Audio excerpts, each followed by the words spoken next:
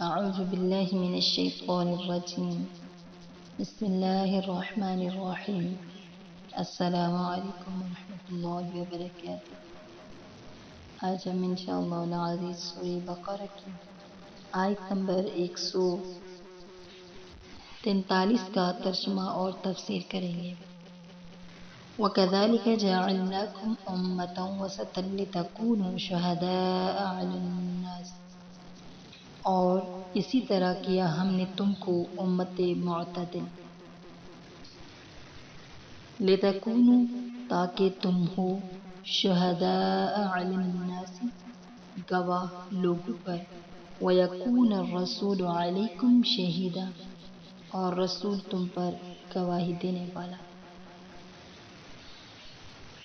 لفظ وسط بفتح السین بمعنی اوسط ہے، اور خیر الامور اور افضل اشیاء کو وسط کہا جاتا ہے. ترمذی میں بروایت ابو سعید خدری رضی اللہ تعالی عنہ حضرت صلی اللہ علیہ وسلم سے لفظ وسط کی تفسیر عدل سے کی گئی ہے، جو بہترین کے معنی میں آیا ہے. اس آیت میں امت محمدیہ علی صاحبہا الصلاۃ والسلام کی ایک امتیازی فضیلت اور خصوصیت کا ذکر ہے کہ وہ ایک معتدل امت بنائے گی. اس میں یہ بتلایا گیا ہے کہ جس طرح ہم نے مسلمانوں کو وہ قبلہ عطا کیا جو سب سے اشرف اور افضل ہے، اسی طرح ہم نے امت اسلامیہ کو ایک خاص امتیازی فضیلت یہ عطا کی ہے کہ اس کو ایک معتدل امت بنایا ہے، جس کے نتیجے میں ان کو میدان حشر میں یہ امتیاز حاصل ہوگا کہ سارے انبیاء علیہم السلام کی امتیں جب اپنے انبیاء کی ہدایت اور تبلیغ سے مکر جائیں گی اور ان کو جھٹلا کر یہ کہیں گی کہ ہمارے پاس نہ کوئی کتاب ہے، نہ کسی نبی نے ہمیں کوئی ہدایت کی، اس وقت امت محمدیہ انبیاء علیہم السلام کی طرف سے گواہی میں پیش ہوگی اور یہ شہادت دے گی کہ انبیاء علیہم السلام نے ہر زمانے میں اللہ تعالیٰ کی طرف سے لائی ہوئی ہدایت ان کو پہنچائی اور ان کو صحیح راستے پر لانے کی مقدور بر پوری کوشش کی. مدعا علیہم امت محمدیہ صلی اللہ علیہ وسلم کی گواہ پر یہ جرح کریں گی کہ اس امت محمدیہ کا تو ہمارے زمانے وجود ہی نہ تھا، اس کو ہمارے معاملات کی کیا خبر، اس کی گواہی ہمارے مقابلے میں کیسے قبول کی جا سکتی ہے. تو امت محمدیہ صلی اللہ علیہ وسلم اس جرح کا یہ جواب دیں گی کہ بے شک ہم اس وقت موجود نہ تھے، مگر ان کے واقعات اور حالات کی خبر ہمیں ایک صادق مصدوق رسول نے اور اللہ کی کتاب نے دی ہے، جس پر ہم ایمان لائے اور ان کی خبر کو اپنے معائنے سے زیادہ واقعی اور سچا جانتے ہیں. اس لیے ہم اپنی شہادت میں حق بجانب اور سچے ہیں. اس وقت رسول کریم صلی اللہ علیہ وسلم پیش ہوں گے اور ان گواہوں کا تزکیہ اور توثیق کریں گے کہ بے شک انہوں نے جو کچھ کہا وہ صحیح ہے، اللہ تعالیٰ کی کتاب اور میری تعلیم کے ذریعے ان کو یہ صحیح حالات معلوم ہوئے. تو الغرض آیت مذکورہ میں امت محمدیہ کی اعلیٰ فضیلت اور شرف کا راز یہ بتلایا گیا ہے کہ یہ امت معتدل امت بنائے گی. اس بیان سے آپ نے یہ بھی معلوم کر لیا ہوگا کہ امت محمدیہ علی صاحبہم الصلاۃ والسلام کی جو فضیلت آیت مذکورہ میں بتلائی گئی. وَكَذَلِكَ جَعَلْنَاكُمْ أُمَّةً وَسَطًا، یعنی ہم نے تمہیں ایک معتدل امت بنایا ہے.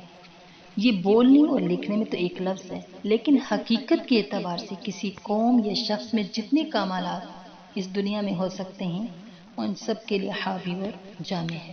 اس میں امت محمدیہ کو امت وسط یعنی معتدل امت فرما کر یہ بتلا دیا کہ انسان کا جوہر شرافت اور فضیلت ان میں بدرجہ کمال موجود ہے، اور جس غرض کے لیے آسمان اور زمین کا سارا نظام ہے اور جس کے لیے انبیاء علیہ السلام آسمانی کتابیں بھیجی گئی، یہ امت اس میں ساری امتوں سے ممتاز اور افضل ہے۔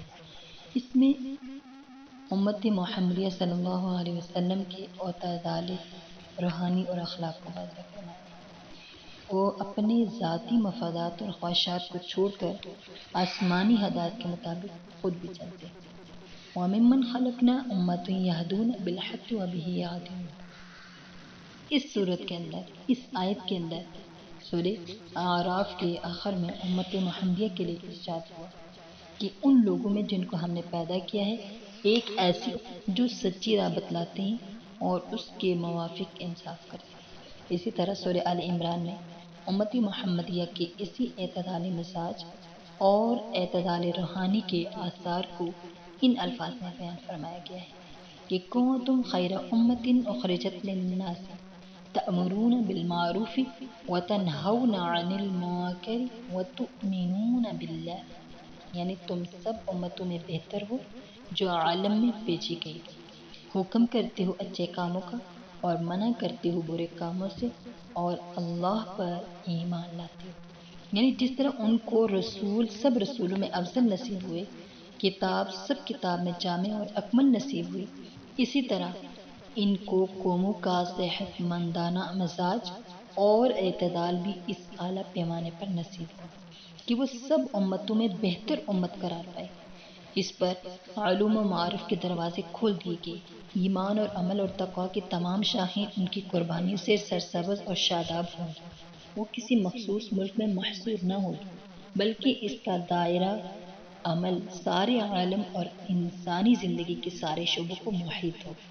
گویا کہ اس کا وجود ہی اس لیے ہوگا کہ دوسروں کی خیر خواہی کرے اور جس طرح ممکن ہو انہیں جنت کے دروازوں پر لا کھڑا کر دے۔ اس لیے کہا اخرجت للناس، اس میں بھی اس طرف اشارہ ہے کہ یہ امت دوسروں کی خیر خواہی اور فائدے کے لیے بنائی گئی۔ اس کا فرض منصبی اور قومی نشان یہ ہے کہ لوگوں کو نیک کاموں کی ہدایت کرے اور برے کاموں سے روکے۔ ایک حدیث میں رسول صلی اللہ علیہ وسلم کا ارشاد ہے الدین النصیحۃ، الدین النصیحۃ، اس کا بھی یہی مطلب ہے، دین اس کا نام ہے کہ سب مسلمانوں کی خیر خواہی کرے، پھر برے کاموں میں کفر، شرک، بدعت، رسوم قبیحہ، فسق و فجور، ہر قسم کی بد اخلاقی اور نامعقول باتیں، تو ان سے روکنا بھی کئی طرح کا ہوگا، کبھی زبان سے، کبھی ہاتھ سے، کبھی قلم سے، کبھی تلوار سے، غرض ہر قسم کا جہاد اس میں داخل ہوگا۔ یہ صرف جس قدر عموم اور اہتمام سے امت محمدیہ میں پائے گی، پہلی امتوں میں اس کی نظیر نہیں ملتی۔ تو اللہ سے دعا کریں کہ اللہ ہمیں بھی امر بالمعروف نہی عن المنکر والا بنائے، تاکہ ہم سب کی اصلاح کر سکیں، سب کی خیر خواہی کر سکیں۔